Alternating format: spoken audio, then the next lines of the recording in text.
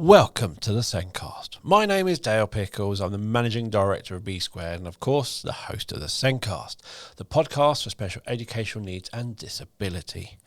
Each week on the podcast, we talk about a different topic within the world of SEND to improve our knowledge, to provide support to professionals working in schools, to empower parents and to raise awareness.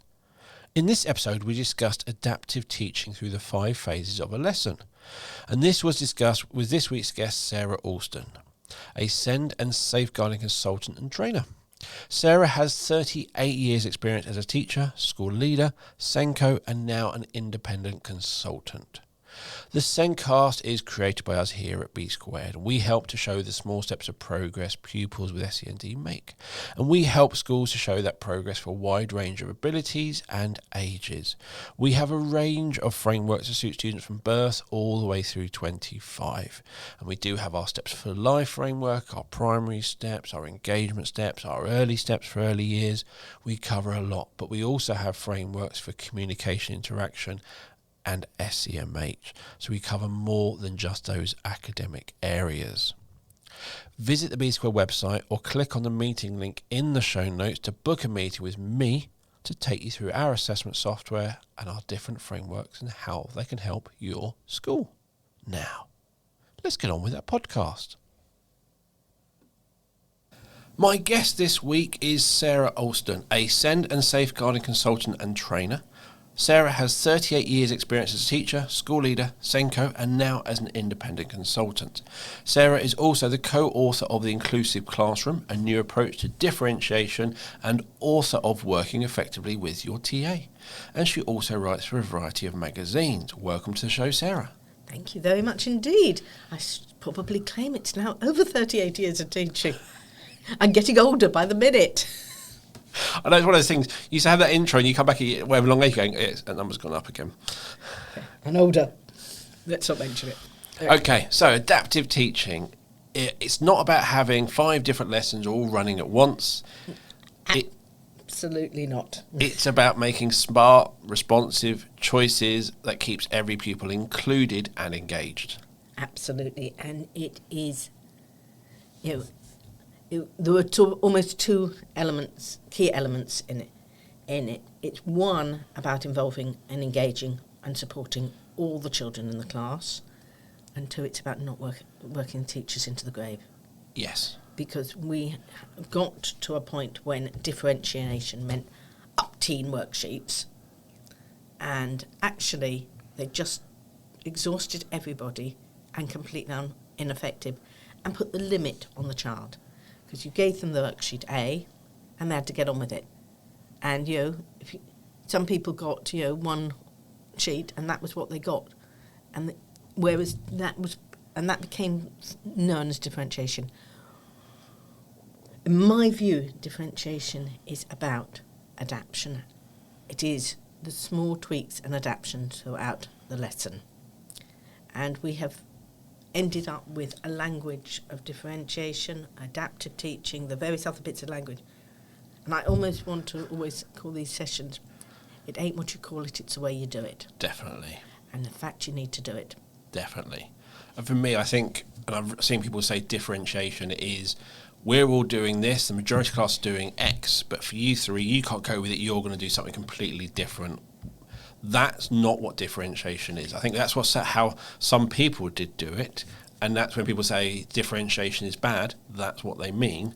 And I certainly remember having to give in planning to the head teacher, showing 3 layers of differentiation with 3 attached worksheets, and it was really hard work, really pointless, and really limiting. You 3.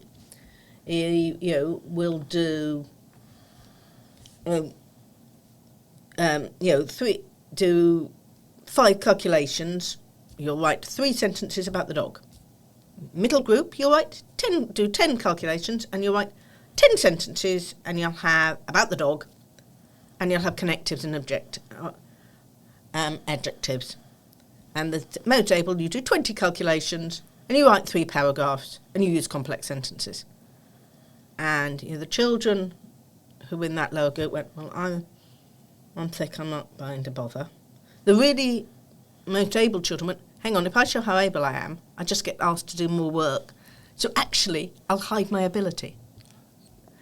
And the teacher was just completely on their knees. And it didn't work for anybody. So we need to have something that works for everybody, and recognises that children are not, they have peaks and troughs in their ability. I go back to one of my children who went on to do, he's just finished a PhD in history, but was going to be set for history according to his ability in modern foreign languages. Yes. He's not very good at languages, but clearly was an outstanding historian. It took a lot of convincing of the school that they might inverse that, and though he was in the wrong set for languages, but the right set for history, which... Yeah, there's some schools have made some really random decisions of these 5 subjects are all linked in terms of ability. They're not, they're linked in terms of timetable. Yes, completely different.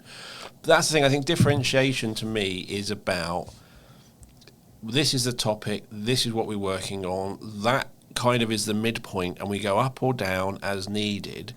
But in that example you have that just simple 3, low, middle, high, it's never that simple. The fact that they could do those calculations and struggle with the writing about the dog, it's never that simple. And also, even within the subject, those children who are really good at arithmetic, I can think of a little boy I taught who was on the autistic spectrum.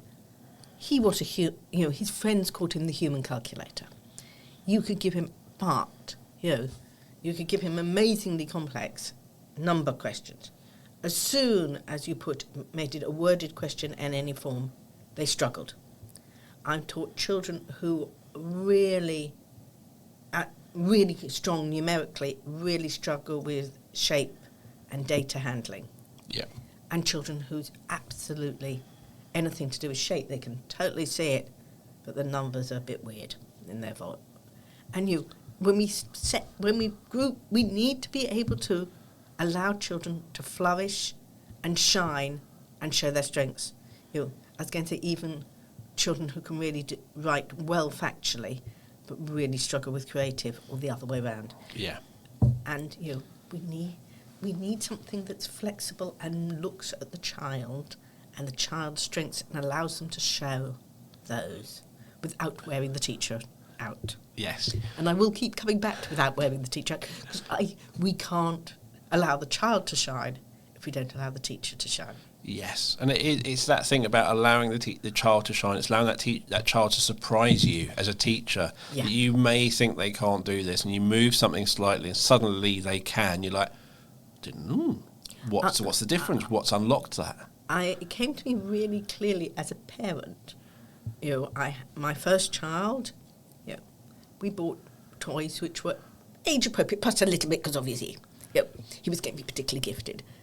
And, he had the toys which would be... When his younger brother was born, were all the toys there. And there was no, you're 3 months, you use the toys in the 3 to 6 month range. It was all there. Yeah. And you thought, okay, he's showing, he can get engaged with those things, maybe in different ways to what his brother's doing, but he's engaging with things that are not in his age range, and sometimes it's a different way, but he can surprise us.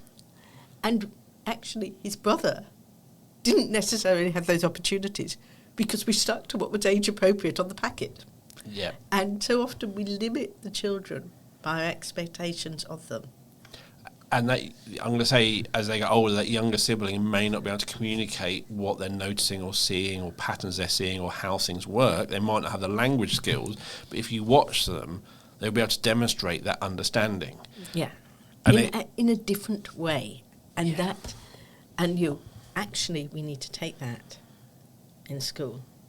And one of the things we are obsessed with in this country is about writing and demonstrating understanding by writing. And when I say writing, I mean handwriting. You and I have got a pen here. I've got a pen because I might just scribble a note. But vast majority of my writing is done on a computer. For children, we expect them to handwrite, and we have an obsession with it.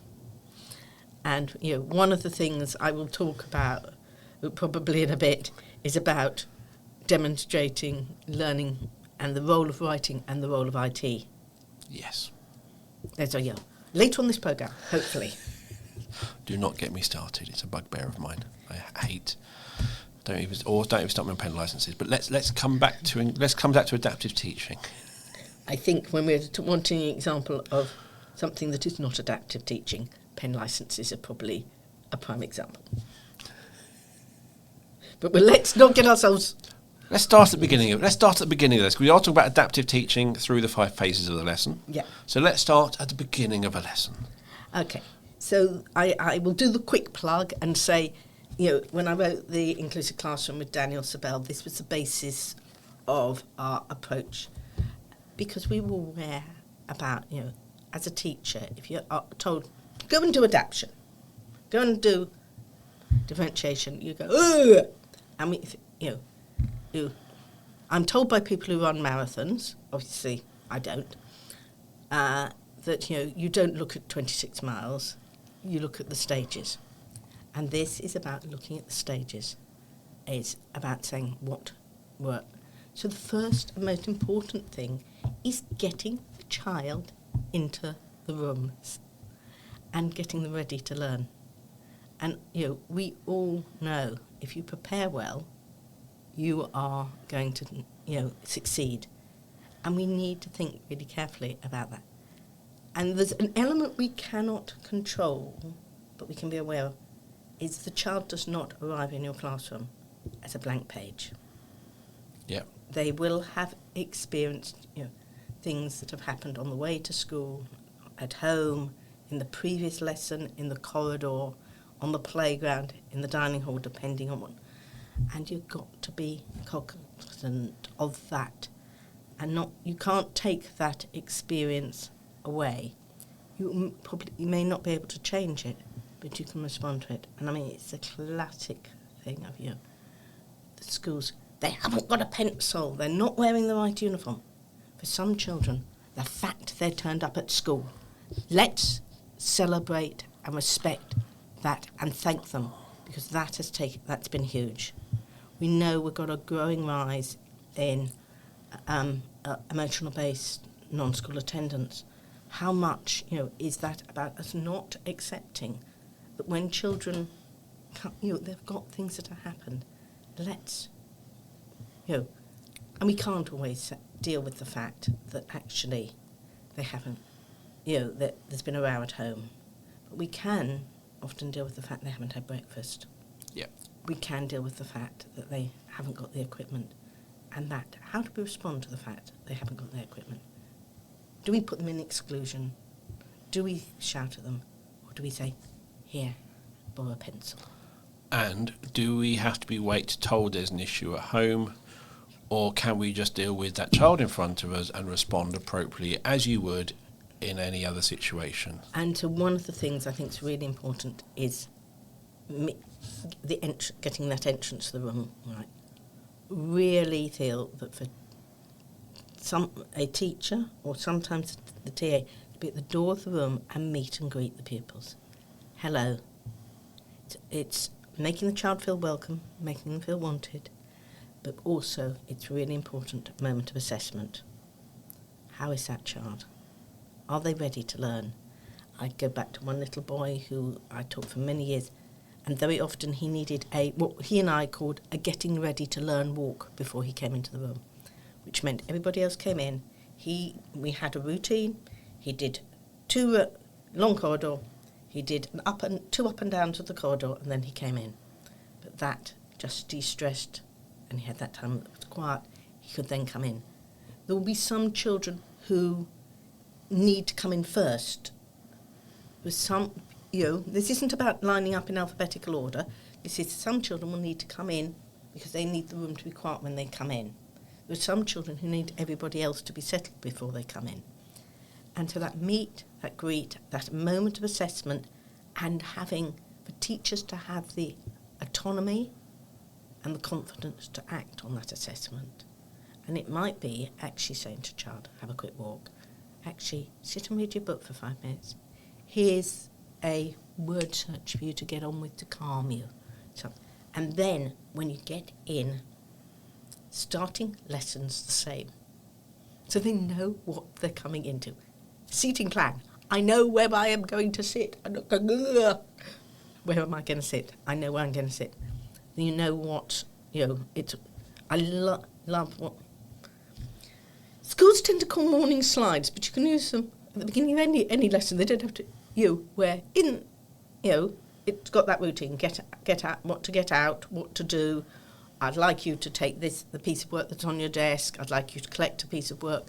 I'd like you to look at what we did in the last lesson. Whatever it is, so they know, and it's the same each time. Very easy for teacher, because you just dump the slide on the beginning of each of your set slide packs, and you adapt it if there's a change.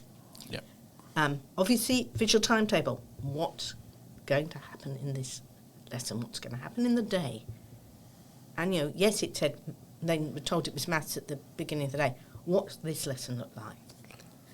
One thing I think with secondary, it might not be age appropriate to stand and welcome them in the classroom or standing at the door. However, you probably shouldn't be doing your own thing. Kind of just while they're coming in and just doing your own thing and ignoring them all. You should be observing, because that is, as you said, that's your assessment of, something's not right. I actually find secondaries are better at greeting at the doors because they tend to line the class up before they come in and get everybody lined up before they come in and then stand at the door as they come through. Because they have to wait for the teacher. So actually I find secondaries often better than primaries where there's a soft start and they come in over a 20-minute 20-minute period. But I think whatever it is, it's that. And it's not, there was a thing particularly prior to COVID of American and Australian primary classrooms where the children would choose a hug or a high five or a handshake. No, that's not what I'm talking about. I'm talking about hello. But it's that observation of, even if you don't do that, but just be able to sit and just watch them come in. Are they coming in how they normally do? Is there a change? Is there a difference? Is two friends now not talking to each other? Yeah. It's just a nice, simple observation piece that you can do rather than you ignoring everything. You're focusing on what you're doing. You look up, you do your normal thing, you do say something, it goes wrong. And I think part of that is also setting up reasonable expectations as you come in the room. Yeah. Actually, there's schools where we will all be silent before we come into the room. It's setting yourself up to fail. Because actually, a child who wants to wind the teacher up makes a subtle noise and you can't work out where it's coming from. The polite child who's bumped into somebody else and says, sorry's ruined it. Yep. We want them quiet, we want them calm before they come in the room. But let's be sensible. But also, if they've been quiet all lesson, because you like quiet lessons, they kind of need that sensory circuits type thing. That's more or less what changing lessons is, isn't it? Oh, and it's really interesting in the autumn back after the first COVID lockdown, where the children were staying, certainly in secondary school I was working in at the time, children were staying in the classroom and the teachers were moving rooms. And we were having real problems because the children were not getting this sensory break of rooms. And actually we need to remember that particularly if you do a double or a triple lesson, they need a movement break. My daughter's just doing her GCSEs and she has days where she doesn't go into school, and I have to point out to her that you walk a lot at school. Yeah. If you're staying at home, you're not getting your movement breaks. You have to go out for a walk. You have to choose to do something to move. It will help you. And she did it and has agreed. But where school, you kind of subconsciously, you don't know it's happening, you are getting those movement breaks.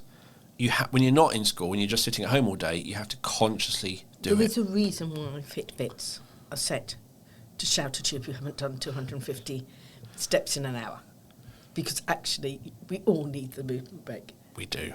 I was going to say the other things about coming in to help some children, give them a role. They know they're going to come in and hand out the books, hand out the paper. Those children who need the extra movement break. Child who needs a bit of heavy work, get them to move a box of books. Give them a role so they know they're coming in to do something. It's a little bit of unstructured time that you can make structured for some children, which help. And what you want to do is build early success, something they can do in that first 5 minutes that they are confident they can do and can do well, because that sets them up for the rest of the lesson. So, I think getting people in the room is where it starts. Yeah. So, they're in the room? They're in the room. What's next? What's next is we, as the teachers, are going to give some kind of instructions. It may be, watch this video. That's the lowest level of instruction I think you can think of. It requires no impact from either the child or the teacher. But most of us are going to be saying to, we're going to be delivering instructions, the input bit. And we want the whole class to be engaged. Now, what's really important for us as teachers is we think about both the non-verbal and the verbal instruction. As teachers, we're very hot on the child's non-verbal communication. They're twitching, they're not looking in the right direction. We forget ours. Yep. And so actually, if we want the children to be engaged, we need to be engaged, or we may need to be honest about why we're feeling less than engaged. I had obviously back in the day of Henry VIII and the dinosaurs, when I was at school, we had a geography teacher who used to say, going, "Girls, this is so boring." I didn't do geography A-level. I barely got through geography O-level because the fact she told me it was boring every lesson, I was bored. Yep. It's really sad thinking about it that she ended up teaching geography when she was so bored by it. So we need to remember that behaviour as communication works both ways. And I would even say watch this video is a really bad instruction. Because I can watch this video and I'm not sure what I'm supposed to be watching in the video. No, well, it's absolutely. I was giving it as the lowest possible example. But it's one of the things nothing should be. I was somebody who went through secondary school, and especially in English, I generally didn't know what I was supposed to be learning. I'm reading a book. What am I supposed to be getting at? I never knew. So making your communication effective. Yeah. Actually being clear. What do you want the child to do? What do you want them to learn? And those may be separate. Yeah. Because actually you are watching this video to learn. You also be really clear about what are your instructions and how you support your instructions to make them clear. Actually, simple use of gestures as saying to being careful how get out your yellow books. So you've got your yellow book. Get out your English book. Are those the same for a child who's got language difficulties? They're trying to process those. Ideally, you're saying, get out your yellow English book, and the one you're holding up belongs to the child who's going to struggle to follow the instructions. You can give it to them directly. Yep. If that's what... So thinking about, your hand, stand up, sit down, it all helps and supports. Making sure your instructions and your chat are separate. As a teacher, you do have a certain amount of chat about, that's how you make the information come alive. You share your enthusiasm. You build your relationships. But if you're saying, get your books out, get your pencils out, etc., keep that. Don't get caught into the story about how you went and visited Mount Vesuvius in the middle of it. Yes. And actually, write the instructions down. You actually for some children will actually need a tick list, talking about adaptation. A child who struggles with instructions, a tick list of the instructions so they've got it there and they can tick off what they need to do. Have it on the board for those who need, you might have the child who actually needs a Velcro list to move things across. But, we do need to remember, we go to the supermarket without a shopping list. We tend to end up with a lot of chocolate and no carrots. When we're asking children to remember lists, I mean, that's what instructors are. And definitely don't send your husband without a shopping list. I don't know. I think both sexes are more than capable of coming back with the chocolate and not the carrots. But it's about actually how do we make those instructions clear? Yeah. And there's all the stuff. If you do it using teaching slides, don't make them too busy. Yeah. Don't put on pointless pictures because you like them. You've got an illustration, it's got a purpose. Think about the colour of your slides. And this isn't just for dyslexia, but for actually children with migraines and things. Actually, white on background with black print, slightly coloured background will help children. As somebody who's dyslexic, I went last week to a castle in Northern Ireland. Beautiful displays, completely unable to read them because it was a light brown print on a light green background. As a dyslexic, I couldn't even differentiate the print. Wow. Sometimes you do think it looks nice, but actually, does it work? And actually, what you want is something that works. Yes. You're also going to be asking questions as part of this process. Thinking time. As teachers, we get really frightened of silence. Actually give children time to think, time to process what you said, and shut up. Let them think before. We don't respond well when somebody's going click, click, click. What's the answer? You go, and so often I see children go rabbit in headlights because they're being pushed for response. I think the uncomfortable silence. Yeah. Generally, a silence is often uncomfortable. Sometimes uncomfortable for only one person, which might be the teacher asking that question, then worrying about can the child answer. Starts worrying and then interrupts the silence, and then after a while it becomes uncomfortable for the child as well. So it's a kind of how we ask those questions and how we pause. Yes. And how we could just say, okay, I'm going to give you time to think. I'm just going to ask someone else a question. There's lots of different ways of dealing with it. One of the things which works really well is a really simple form, differentiation adaptation, is either to let, when we're trying to engage children with information, say to them, I'm going to be talking about X. When I can't, I'm going to be talking about trees. Yep. When I come to talk about leaves, I'm going to ask you a question. So you know which bit you're listening to. Alternatively, even you might say, at some point in the lesson, I'm going to ask this question. It's going to be directed to you. Yes. So that they know what's coming up for them. The whole thing of pre-teaching. One of the things really important. If we know what's coming, it's easier. In this lesson, we're going to be doing, we've done lots on learning objectives and all this kind of thing, but actually a bit of real pre-teaching. 3 key words, 3 key bits of vocabulary you're going to need. And you may be doing that at a whole class level. Yep. You may be doing it for a particular group. You may have a group who need that pre-teaching, those 3 key bits of vocabulary, supported by a visual. Yep. It may even be that they have got their visual and they're listening for leaves, and they've got the visual, and when they hear that word they're listening for, they show an adult visual to show they're engaged with it. So it's making it accessible.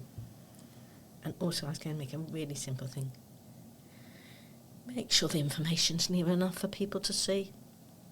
If you've got a child who's easily distracted, could they have a copy of the teaching slides on their desk so they're not looking past however many other people and go, oh, look, they've got a new haircut on the way? Yep. Because it's near children with visual impairment, children with dyslexia. Give them a copy of the slides. I was at a school recently where they actually had, as well as having the big screen at the front of the classroom, they had another screen further back. And it was a much smaller screen, But it was, and it's like when you go to conferences, often there's a talk, but there's TVs around the room, so you can see the slides easier. It's like, we could be doing that in classrooms. It's not complicated. It's not that expensive. But just at the moment, I know we're trying to save the planet, but print it out. I saw one school, and they had actually printed the slides, and they had one set, and I realised the child was going through this pack of paper one way. I mean, quite a bit of setting up, because one way had blue dots on it, and it was English lesson. They then turned the pack over, went back through it the other way, and it was maths lesson slides. So they were printed back to back. Okay. But there was a colours to tell them which lesson they... Yep. I thought that was really, really nice bit of... probably beyond my IT to set that one up. And I know you wanted me to talk about the input and the children who are not accessing the input. Because this is the sort of thing, when we talk about that kind of, you're starting off, we're going to be doing this. We talked about, right at the beginning, before we even started recording, like, you're doing 3-digit addition with most of the class, but you've got some children who are going to be doing number bonds to 10. Yeah. And this is the point where you are going to differentiate. But you do not limit. You need to be aspirational. That's the important bit. But to me, this is that point where I think some people struggle. Okay. And I mean, I use what I call cutaway. And I am going to use, in this little segment, the term more and less able. I do not mean a set group. I mean more or less able within this context of the lesson. Yes. So it may be fairly set that you are teaching maths and we're doing addition, and some people are doing 3-digit addition and some people are doing number bonds to 10. But we can still have, so my model 1 of cutaway is we all start together. Because even if you're doing your 3 digits, actually some quick fire number bonds as a start is a really good idea. Yep. And so you start everybody together. You then get you're more able in this activity to go off and start on a task. And you teach to the rest of the class with those children who are going to have been, know it all, they go off and get on with the task. The remainder work through the explanation and the worked examples. And once the class start working independently, the teacher then goes and works and extends that more able group. Yes. So that's one example. Other one is that you're less able, the ones who don't actually join in that whole class input, they do a reinforcement recap activity with a teaching assistant, if you're lucky enough to have one. If not, often it may be an activity that's set up on a computer. Yep. Or a game they know, or a familiar activity. The new teaching is done to the majority of the class, and then the teacher input with that group. And that may be a point when, if there's a TA, they swap. So the teacher is inputting with that group, and the TA is then doing the triage roving role with the main group. Yep. It may be that you want to start, you're more able off on an activity, you're less able off an activity, teach to the middle, and then the teacher will work with those groups. I think my ideal example is everybody starts together and you have a regular stop for the children to self-evaluate. How confident do they feel? How able are they to do it? They need to be experienced and in actually being able to do that. And, they can almost go off and start the main task when they're ready, and you then end up working with the group who need the most input on that particular lesson and activity. Yes. And with adaptation, I think with the government talking about it and various things about difference between adaptation and differentiation, but the way they talk about it is adaptation happens in the moment, and it's about reducing teacher workload. So you're not doing loads of stuff before the lesson. You kind of go into the lesson. That's the middle bit. You go up, you go down. You're adapting it on the fly. You may have little supporting bits for the less able in that. you kind of little bit, so it's easy. It's tweaks and adaptations within the lesson, and it's responding to the individual. So I mean, when I look at once we've got the children working, I look at the differentiation, the support coming in 4 areas. In support, how do we support? What level of support do we give them? Yeah. What are the processes we're asking them to do?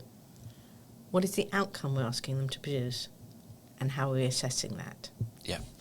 And so what we're looking for, I mean, with support, it's trying to remember support is not just an adult. There are lots and lots of different kinds of support. And if a child is being supported by an adult, that does not mean the adult is glued to the child for the entire lesson. They might need support with a bit of lesson. It may be actually just to organise their resources to be able to start work on their own. Yes. It may be to just check they've got the instructions, to set up a task management board so they know what they're going to need to do in which order, and they can then work through it. It may be they need somebody as part one-to-one or part of a group just to go through some extra examples. It's that prompt. I'm a great believer in a prompted start. Get a child started.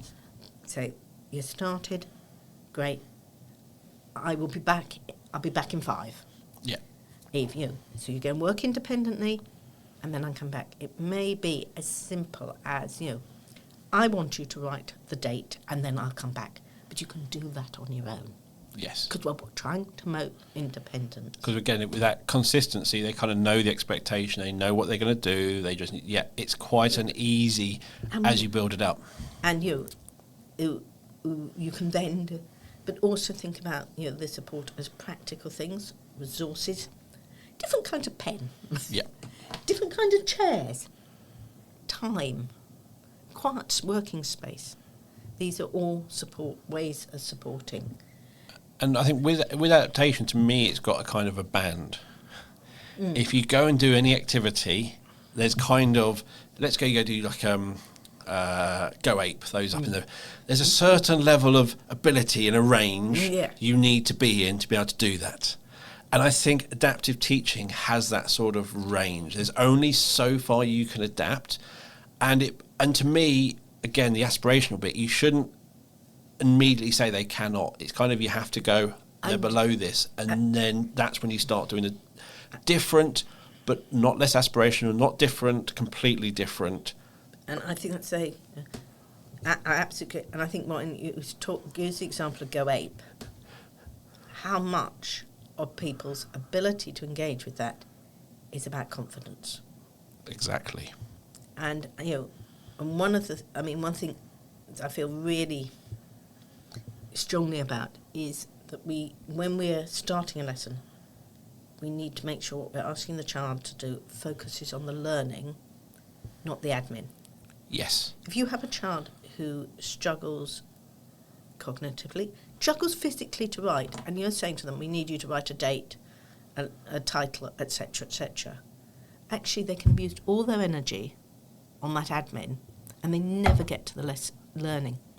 I mean, the classic example, I know I always use it, is the lesson where the learning is about interpreting data on a graph. And how do you start the lesson? You ask the child to draw the graph. Is that about interpreting the data? No, that's about actually physically being able to draw a graph. There are some children who will never get to the learning because they're still trying to draw the graph. Which do you want them to do? If you want them to interpret data, give them the graph. Don't get them to draw it. Yes. If you want them to draw a graph, brilliant, fine. But so we need to separate the learning from the admin. We need to think about the child showing the learning in a way that works for them. That classic thing, we're going to write a poem about something. Is our learning about whatever we're writing the poem about, or is it about writing a poem? I always hated having to write things in poems. I also hated the thing where you had to pick a word and write it down the side. And you just literally, I have loads of things I want to say, but you're limiting in how I can say it. Exactly. And actually, what is your learning? If your learning is writing a poem, does it matter what you write it about? Actually, if your learning is about a poem and the thing that makes a child excited is guinea pigs or roadblocks, they can write they can show their skills about poetry writing by writing about one of those. Yes. If we're actually saying we're learning about autumn, then they can show their learning about autumn with a PowerPoint or a fact box. What is it that this is this process. What is it that we actually want them to learn about? And are we giving them the support and the flexibility and the adaptation to show the learning the way that's appropriate for that child? I would also absolutely, I'm going to go one more, is don't ask children to copy. If this is about, I'd already said about our obsession with handwriting. If a child is working with an adult, if you're lucky enough to have one in the classroom, or they have shared their sentence or their idea and you scribed it for them, why is anybody, they have shown their learning, they've shown their understanding, why are they being asked to copy it into their own handwriting? No comment at all. I know that sometimes we want, let's be honest, we want them to engage with that process a bit more. We want to keep them quiet while the others. I'm a great believer in a cut-up sentence. You write it on a strip of paper.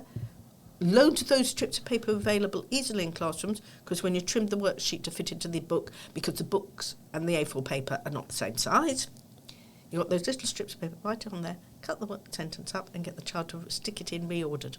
Yes. They're engaged with it. There is a certain way of how we assess is defining things. And with the assessment, to really do adaptation well, or differentiation, whatever you want to call it, for those who are less able in that lesson, or less able overall, whatever you want to, you need to know them.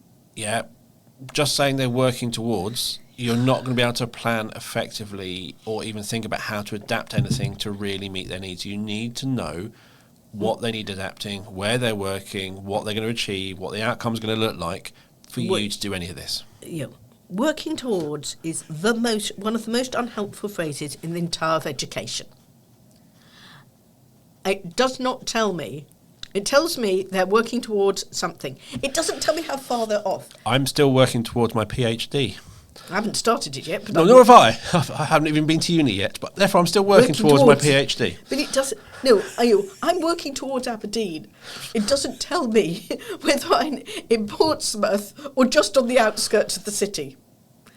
It's a useless phrase. It doesn't help anyone. Anybody. What we need to know, and we also need to know that it isn't, it varies from day to day. And particularly with our children with social emotional difficulties, what they can do one day may not be the same as what they can do on another day.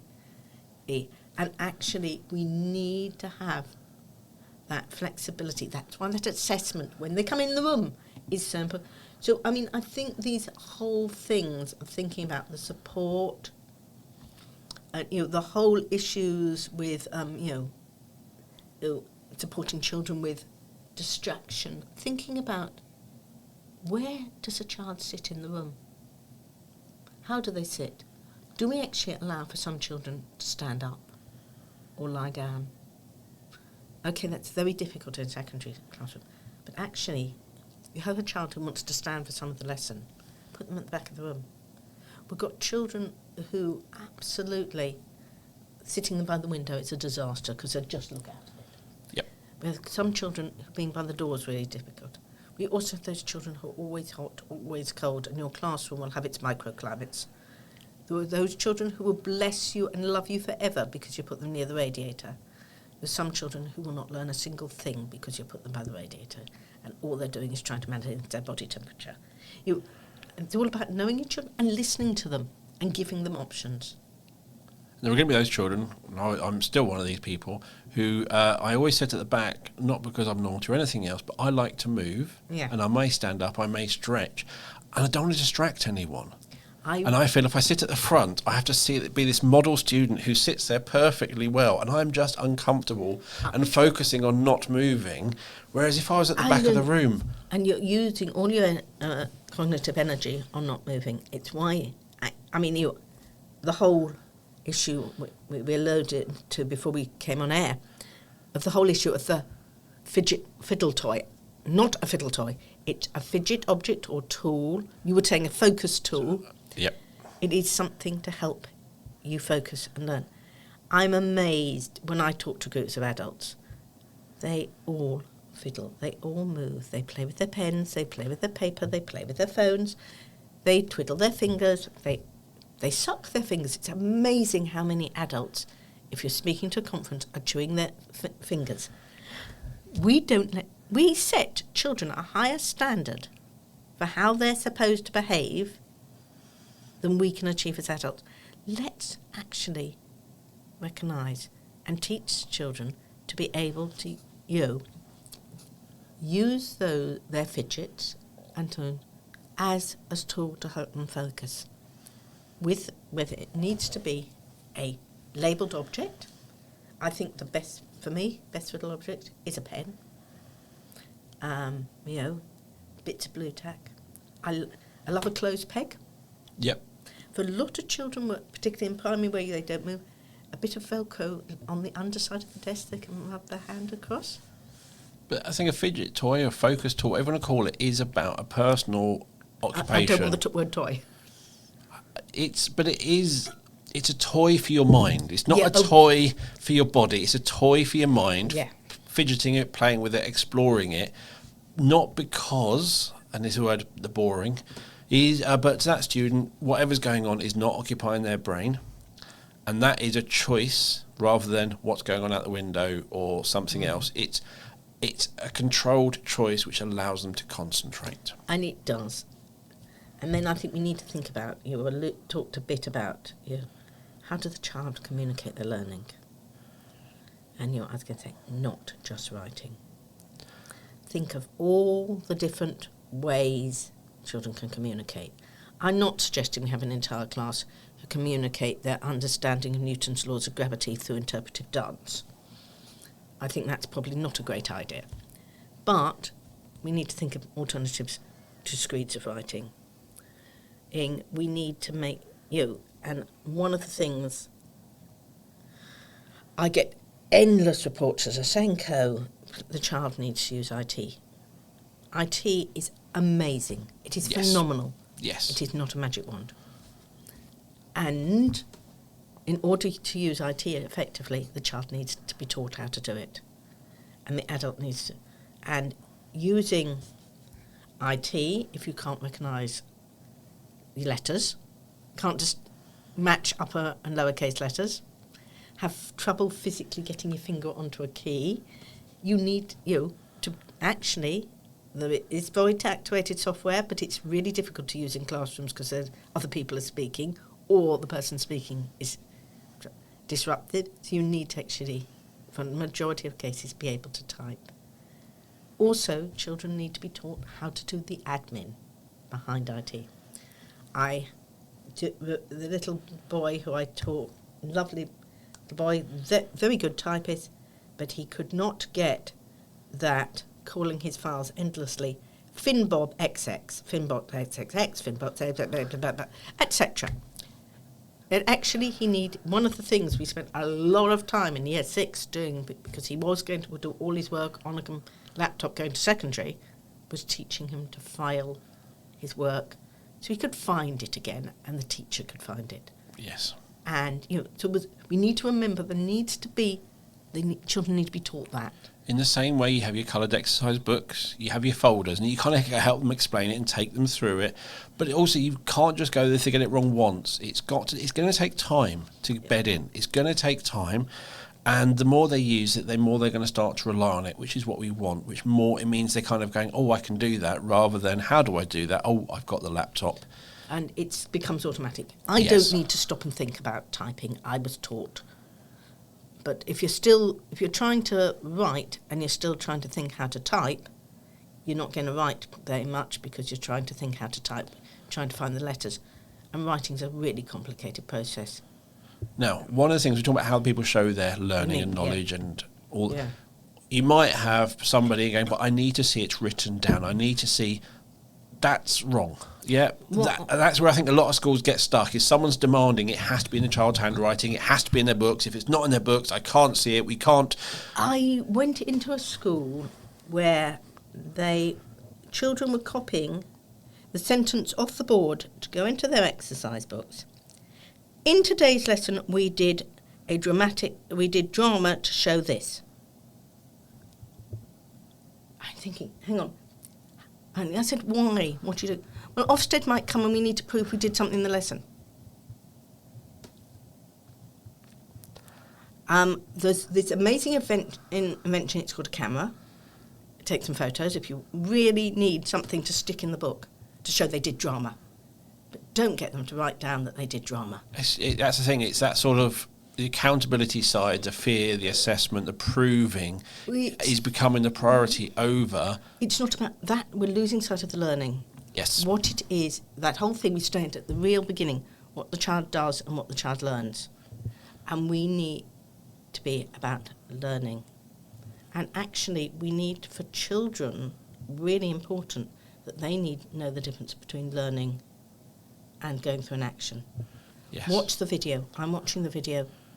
I've watched the video. I've come out. It's one of the things, actually, even more relevantly, is listening. We hear it so often, particularly in infant schools, but not exclusively.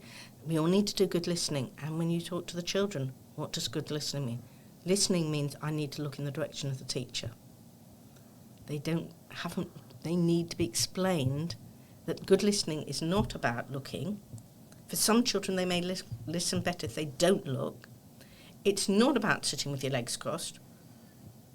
I can actually listen quite well standing up, and I sit and I'm listening to you. I haven't got my legs crossed. I'm really sorry.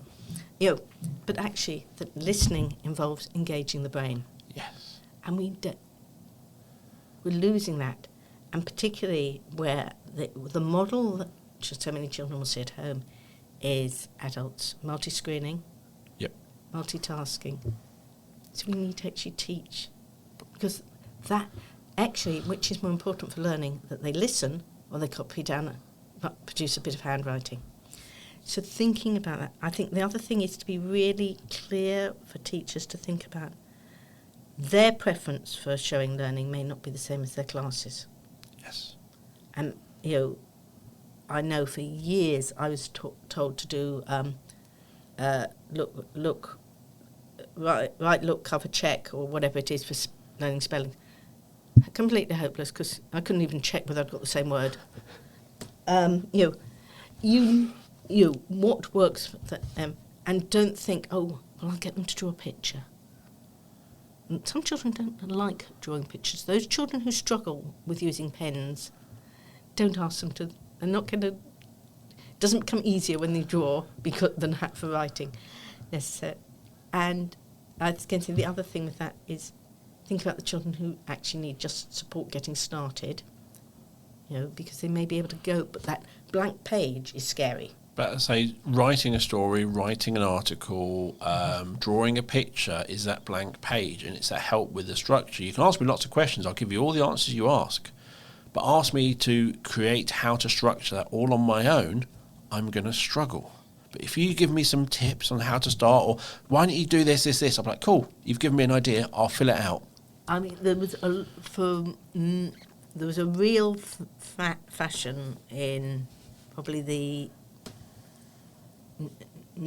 90s, early 2000s for writing frames. Yep. Which have become almost completely gone. And they were so helpful. Introduction and a couple of hints. And that paragraph 1. Actually framing your writing. We used to have workbooks called Let's Write a Story, which were exactly that. It was photocopyable writing frames. It's the start of a story, maybe 2 sentences, off you go. And so often that I know that for you, as somebody who, to my amazement, earns quite a lot of my a proportion of my living by writing, you give me a blank piece of paper, I might actually do some housework. Because actually that's less scary.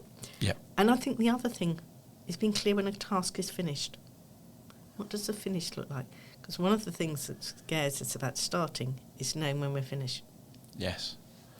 And I was going to say one thing is if a child has supports in an intervention group, make sure they get them in the lesson and the other way round. Yes. Because so often they go into the intervention group and they use manipulatives in maths. They come into class, they're asked to do the same thing. Different, yes. But they're not given the support. So, we've talked a long while already, and Yeah. one thing I know you wanted to make sure we covered was the last 5 minutes of the lesson. Yeah, and I will also just very quickly say, we also need to think about groups, but that we may need to leave that for another day. But I think it's the ironic bit of anything when I talk about the 5 phases of the lesson. I always think the last 5 minutes is the most important. It always gets squashed. Yes. I know you want to go literally, we're running out of time, we're talking for ages, we need to get some time in. Because that last 5 minutes is the bit we focus on least as teachers. But it's really important we get it right. And we're trying to get in so much. We're trying to do some kind of review of the learning, the plenary, whatever. Make sure that actually focuses on the point of the learning. What? You notice there's a theme here. What's the child learning? Making sure when we give feedback to the class, it's useful and specific. I have real issues, I think, with whole class telling off, but equally whole class praise. Yay, well done, we had a really good lesson, we all learnt to do this. And there's a child in the back going, but no, I didn't. And that, just think about it. But there's also this, I don't know if you can try, but I go on courses and I ask questions and there are people who don't ask questions and then they fail the exam. And I'm going, why did you not ask? If you're not sure, why did you not ask? And it's this learnt helplessness. Yeah. So if you're being told you've all learnt this and you're going, well, I haven't. Oh, apparently I did. So I have learnt that. And I think that's really, exactly. But also, so we're trying to do that bit of evaluation, so learning, what have we learnt? We're trying to tidy up. We're also trying to get the children safely out of the room and get us in a mainframe into the mindset for our next lesson. Yes. So actually think and plan that transition. And we know when we work with children with special needs, the issue that comes up again and again and again is about transitions. And so that last 5 minutes of your lesson is the first 5 minutes of whatever comes next. So plan for the transition. Warn the children the lesson is coming to an end. I really like actually when teachers put boxes across the bottom of their slides to show where we are in the lesson, to plot so we've done the introduction, we've done the activity, we're now going to do the conclusion, then you will be going to. So making sure you're clear what the end of the lesson task looks like. When you say finish your work, do you mean finish your work forever? Do you mean finish for now? Find a natural pause is what you really mean. Yeah, or finish your sentence. Finish your calculation. We're finished for today. And a lot of children, particularly with rigid thinking, really struggle with that.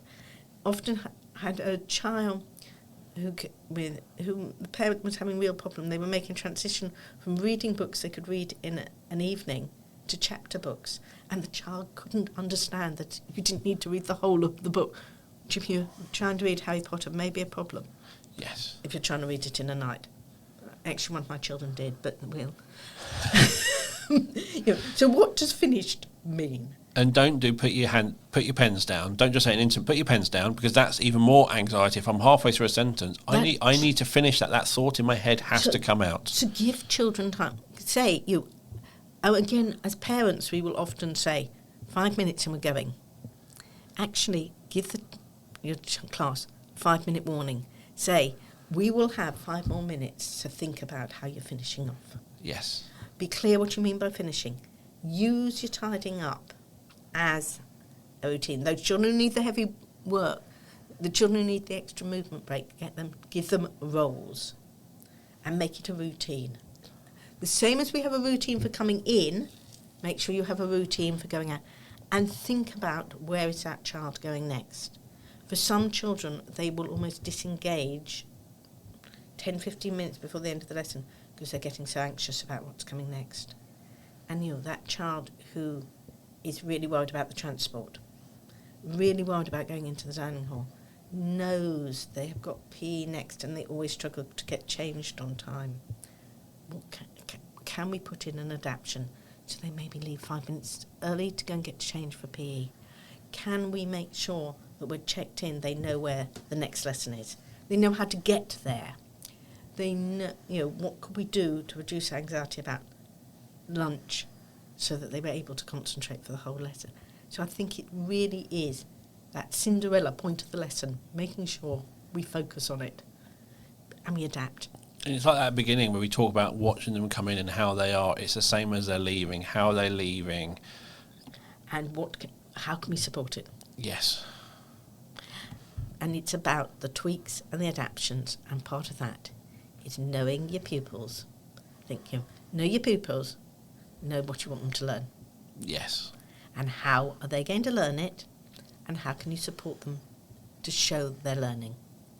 And one of the things I'm really hoping with the curriculum and assessment review yes. is it will move away from everything being written assessment, yes, which will therefore give those people who demand it to be written down, those people's voices are going to shrink a little. And you can. And I think that flexibility will really make a difference. I think hugely. But it's also about us actually developing an education system which reflects the reality of the 21st century. Yes. That we, as adults, don't write everything. So, and one of your principal tweaks and adaptations is about when and how you expect children to demonstrate their learning. And it's respect learning that isn't in the form, that is demonstrated in a form that isn't your preference. I like the fact we have phones, and we've moved from phones actually for phone calls to just text messages. Generally, no one actually talks on their mobile phones. I'm not a fan of answering a phone if I don't know the number. But then you get voice notes in messages, and it's sort of like, what? Hang on, it's a phone, but instead of having a conversation, you're going to actually just record your voice. Why can't you just type it out? And I personally hate voice notes. And then I got sent one, and it was that realisation that this person's dyslexic, and it's, although my preferred communication method is a straight text, for them that's a lot harder. And it was a real kind of sat there and went, I'm deciding how people have to communicate with me. That's not realistic. There was a really interesting thing. Before I came here today, I had one of those recall notices on my car, and you think, is it going to be safe to drive? And anyway, I rang the garage, who said, Honda has sent out a lot of recall notices at the moment. We're struggling, really honest, we're struggling to deal with the number of them. If you feel comfortable to use our website, would you please do so? If you would prefer to speak to somebody, please hang on. I thought that was a really lovely bit of phrasing. That's a good bit of phrasing. What was interesting was I filled in the form on the website. They then phoned me. And I did have the opportunity to say what a nice bit of phrasing. Feel comfortable using our website. Yes, I like that. Not do you have access, but do you feel comfortable? Yes. But it is that we all communicate differently for various reasons. And as adults, that's perfectly acceptable. But for children, we don't allow that flexibility. And we need, and I mean, haven't really talked about the group working. No. But actually, one of the things we need to allow and teach when children work in groups is different people can communicate differently. Yes. And I mean, one of the things I would say about when we ask children to work in groups, to remember that for some children that makes the learning more difficult rather than easier. And do we want them to learn to work in a group, or do we want them to do the learning?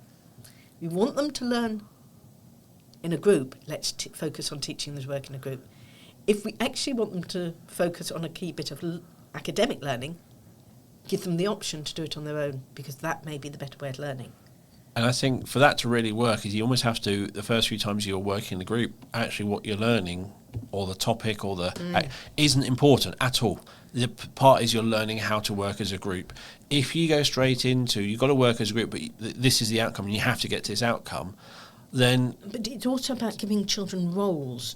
If you actually say, what is your role in the group? Yes. What are the different people we need to do in the group? And I think that's really, consider children's social interaction difficulties.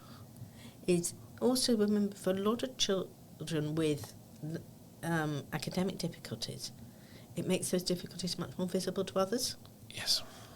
I'm always amazed when I'm working with adults and I do the dreaded thing with the large sheet of paper, brainstorming your ideas. All the teachers go, oh, my handwriting, my spelling. And they're thinking, hang on, you're professional teachers and you are anxious at this point because you feel exposed. But you're the adults. Imagine how your children feel. And I think that's, But it's that sort of thing. Is I think if you teach group work and not really care about the outcome, actually what you're caring about is, has everyone contributed? Has everyone been heard? Has everyone been valued? Has everyone been listened? And that's the outcome for your first maybe year's worth of group work. Yeah. And then after that, you're going to do better. But it's actually teaching people to work in groups, and that's a skill. Yes. Cool. I'm going to wrap it up. I know we could keep talking for a long time on this, and there are bits I want to say, but I think we've got the cover. Yes. Is knowing your children, personality-wise, where they need that support, their ability, everything. You need to know them, and you're going to struggle if you don't. Yeah. Differentiation is not doing something completely different. It's about, you have to be aspirational, and you want them included. So therefore, you cannot do different topics. I know I've heard of schools who do, for children in year 6 working at year 1, they do the year 1 topic for that child. That's not inclusion. They should be doing the year 6 topic. At the year 1 level. At the year 1 level. And so yes, we're learning about Romans, but we're doing something different about Romans. We're including them, we're valuing them, but you're not going, and they may well find that child, that excites them, that interests them, and they can do more than you think. And it's not about just setting completely separate work. Maybe you give it to the TA and go, right, you lot work on that, well, I'll do the rest. It's inclusion, everyone together as much as possible. Yeah. And I like and generally you can set the more able off on a quick task while you do the more discussion, more instructions, more support for those who need it. And remember, the more able in one situation may not be the more able in another. I think most schools, you used to have, in primaries, they used to have these quite fixed top, middle, lower. Yes. I don't come across that very often anymore, which is a nice thing to see. It is. I think we're making progress. We're working towards. We're working towards inclusion. We're working towards inclusion. Some of us are getting further than others. Yes. Thank you for coming on the show today. Really, really enjoyed it. You will find Sarah's contact details in the show notes. And you also find links to Sarah's books as well. Should I do the quick? You can show everyone your book. Okay, you've got to there we go. There you go. Go to the advert. And you'll find the show notes, as always, wherever you listen to the podcast or on the website. If you want to get in touch, let us know your thoughts, suggest topics or anything else, please send a message to us via social media or send an email to hello@theSENDcast.com.